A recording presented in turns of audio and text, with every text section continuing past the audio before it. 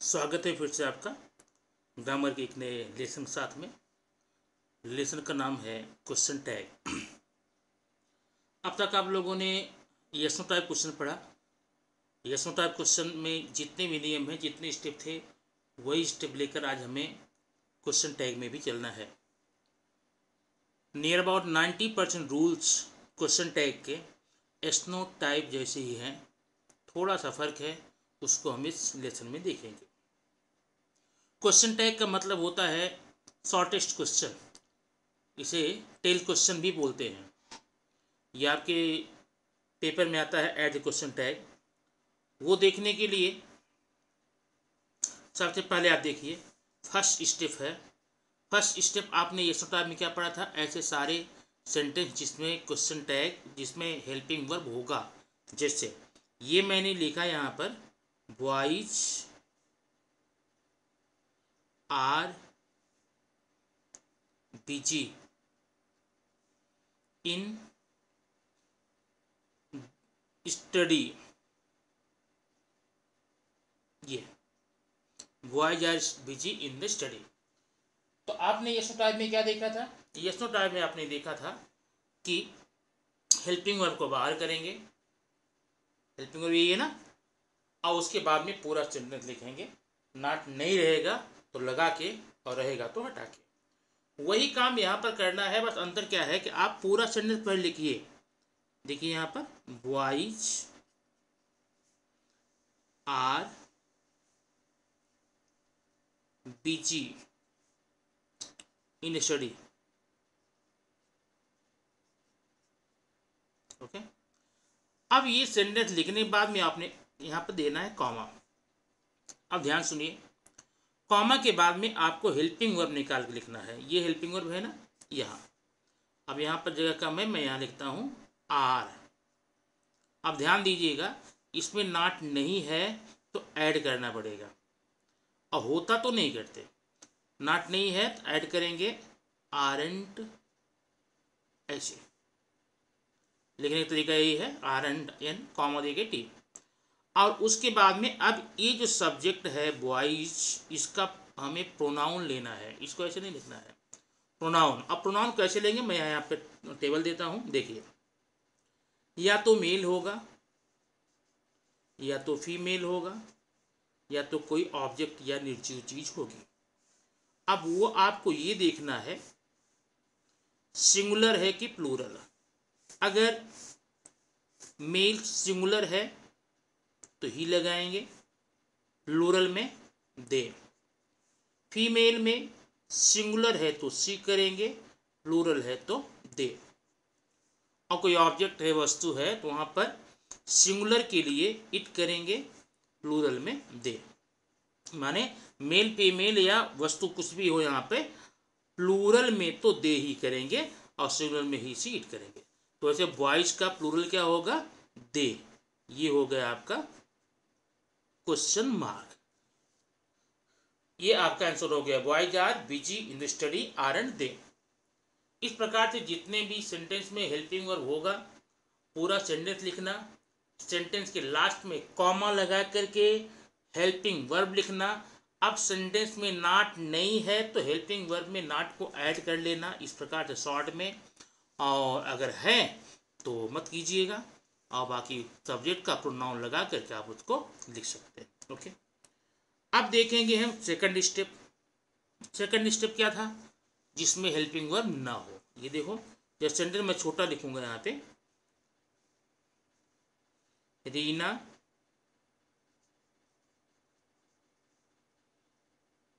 Rights a letter, girls play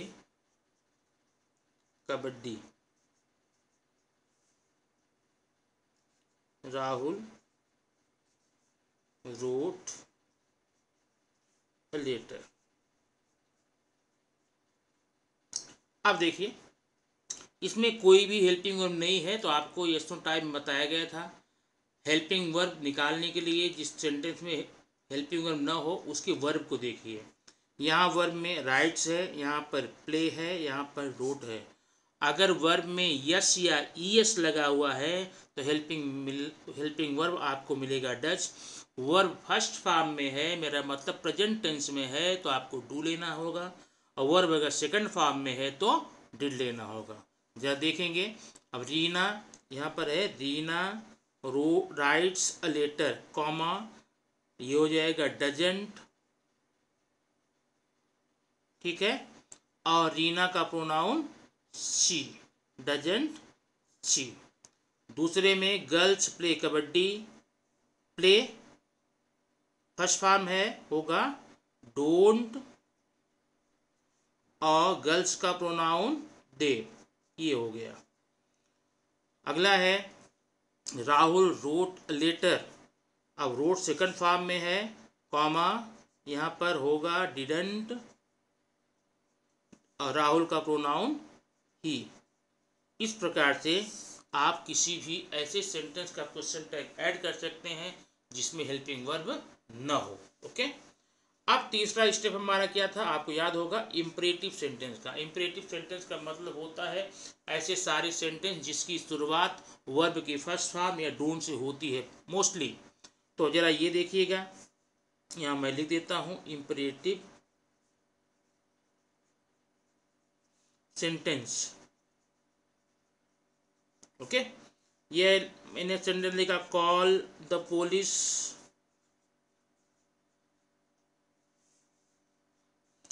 second है don't go out.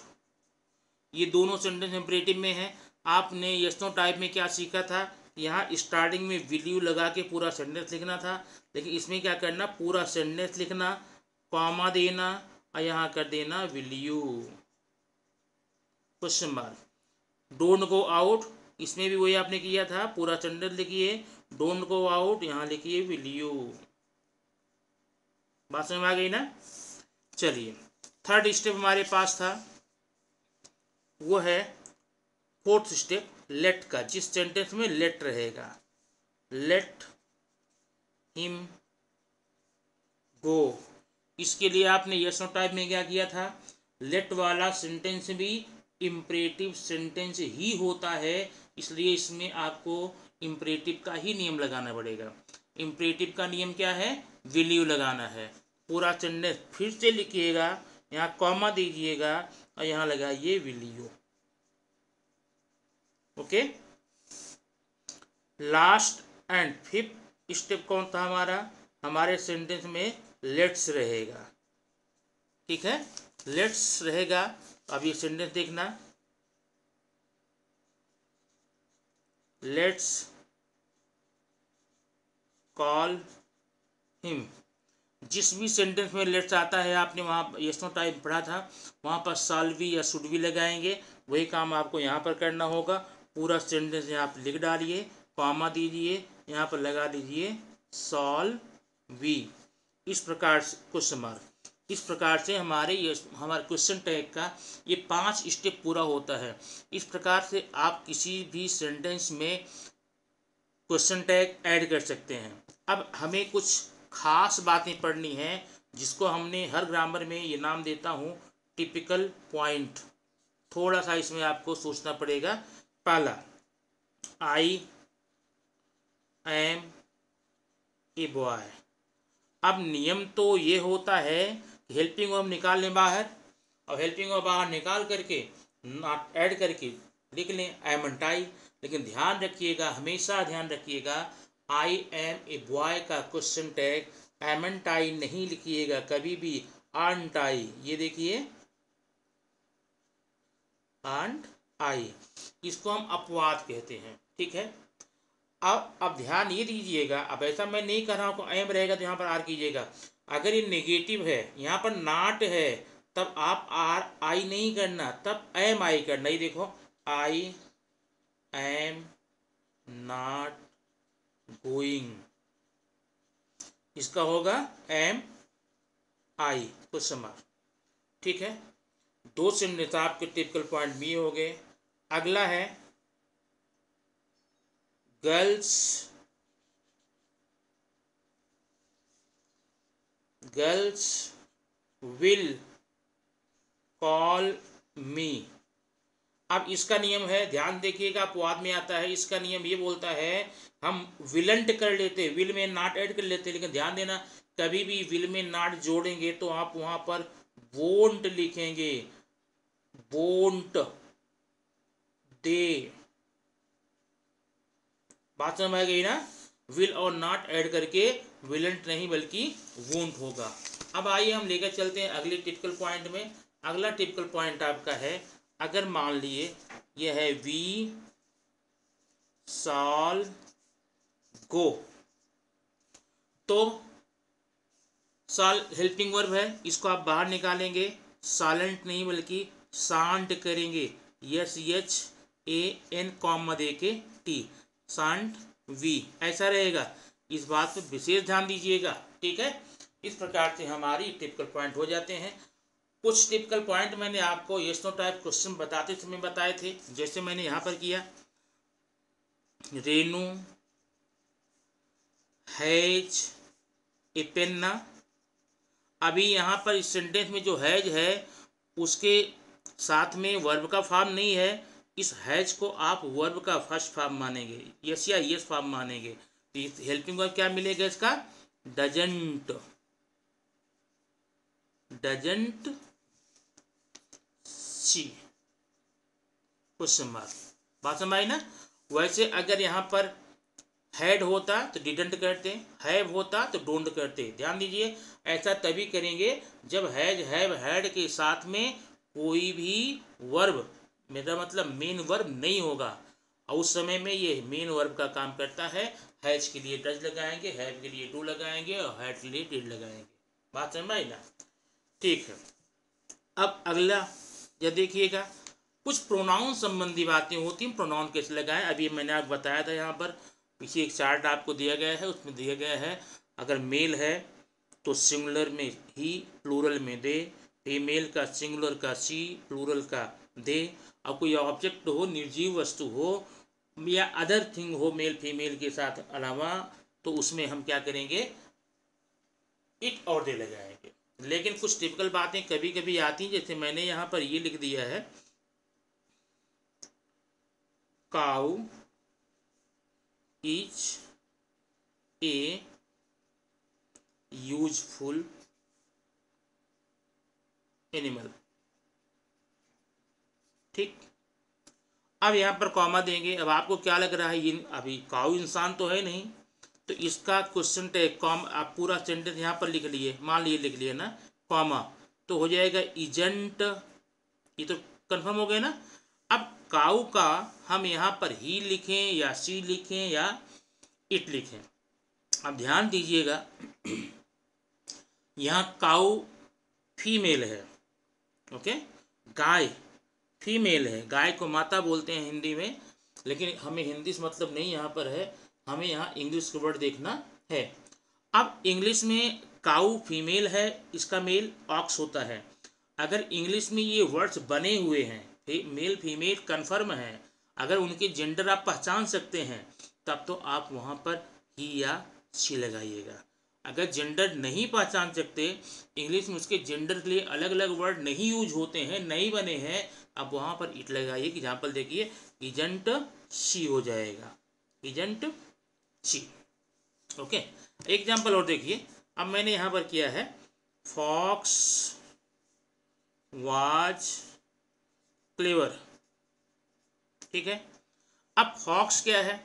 Animal तो है ये, लेकिन इंग्लिश में फॉक्स मेल और फीमेल के लिए हमें अलग अलग वर्ड नहीं मिलते हैं, ओके। और जब अलग अलग वर्ड नहीं मिले हैं तो हम कंफ्यूजन में हैं कि इसको मेल मान लें फीमेल मान लें। ऐसी स्थिति में आप यहाँ पर इट का उपयोग करेंगे।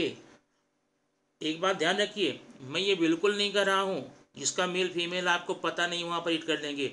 जिसका मेल फीमेल इंग्लिश लैंग्वेज में, इंग्लिश में भाषा में बना ही नहीं है, उसी के लिए आप इट का यूज करेंगे। हो जाएगा वाजंट, देखिएगा यहाँ पर, वाजंट इट, क्वेश्चन मार्क। इस प्रकार आप समझ गए होंगे जितने भी इंग्लिश वर्ड में मेल फीमेल कंफर्म नहीं है, उनके जेंडर कंफर्म नहीं है या वर्ड वैसे नहीं बने हैं, तो वहाँ पर उनका प्रोनाउन सिंगुलर के लिए इट लगाएंगे।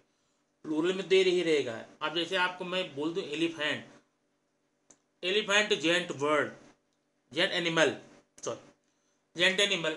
अब एलिफेंट क्या है, एलिफेंट इंग्लिश में वहाँ मेल फीमेल नहीं बना है, कोई वर्ड बना नहीं है सेपरेट करने के लिए। ऐसे में एनिमल के लिए आप क्या लगाएंगे, इट लगाएंगे। ओके, लेकिन यहाँ पर एक बात आपको ध्यान देनी होगी।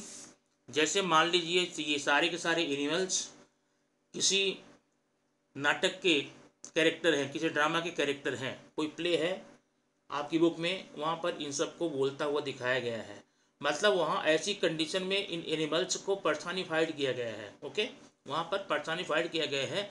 ऐसी जगह पर उनके नाम के आधार पर ही या सी का यूज करेंगे। मैं बता रहा हूँ, अभी मैंने आपको बता दिया फॉक्स के लिए क्या बता दिया, यहाँ फॉक्स के लिए इट बताया है ना, लेकिन एक कहानी आपने सुनी होगी, once there was a fox wanting in the forest here and there in search of food, it was so hungry. अब वहां पर इट वाज सो हंग्री अगर आप करेंगे वो रॉन्ग हो जाएगा। उस कहानी में आप जाकर देखिएगा, वहां पर सी वाज लिखा गया है, और वहां पर ये नहीं ले see it went to the crow या इट साई क्रो, वहां पर लिखा गया है she saw crow, she went to crow, she said, she asked the crow to sing a song. वहां पर फॉक्स के लिए इट लिखा गया है। क्यों लिखा गया है, क्योंकि वहां पर फॉक्स को नाटक में बोलते हुए दिखाया गया है एज लाइक ह्यूमन बीइंग, ठीक ना। ऐसी कंडीशन में ऐसे सेंटेंस आपको कहीं भी आते हैं, वहां पर एनिमल्स के लिए या किसी एनिमल्स हो, ट्री हो, उसके लिए आप इट नहीं यूज करेंगे, दे ही या सी यूज करेंगे। ओके, बात समझ आ गई ना। अब अगला है, जरा एक सेंटेंस और देखिए, टिपिकल पॉइंट आपको मिलता रहेगा। मैंने यहां लिखा the class of students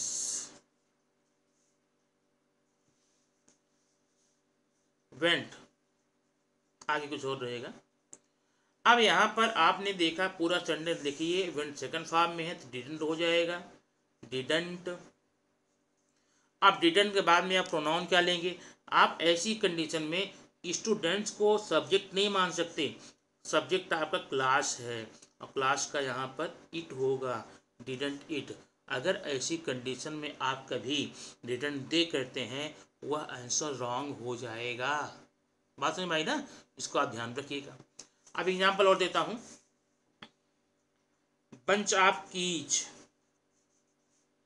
bunch of keys was given. अब यहाँ पर क्या होगा, वाजंट तो होगा, आप जानते ही हैं वाजंट। अब बंच आप कीज नहीं देखेंगे, अब बंच देखेंगे, bunch, wasn't, wasn't it, wasn't it करेंगे, ठीक ना। ऐसे कभी भी सेंटेंस आते हैं आप इनको कर सकते हैं। हाँ, अब कुछ वर्ड और होते हैं जो कॉमन नाउन होते हैं, जैसे डॉक्टर है, टीचर है, ऐसे वर्ड्स के लिए डिपेंड अपॉन द कॉन्टेक्स्ट या सिचुएशन कैसी है, किस चैप्टर का है, किस लेसन का है। अगर आपके लेसन में आपके चैप्टर से सेंटेंस ऐसे आते हैं तो आपको पता रहेगा वहाँ पर कि यही हो सकता, सी हो सकता है।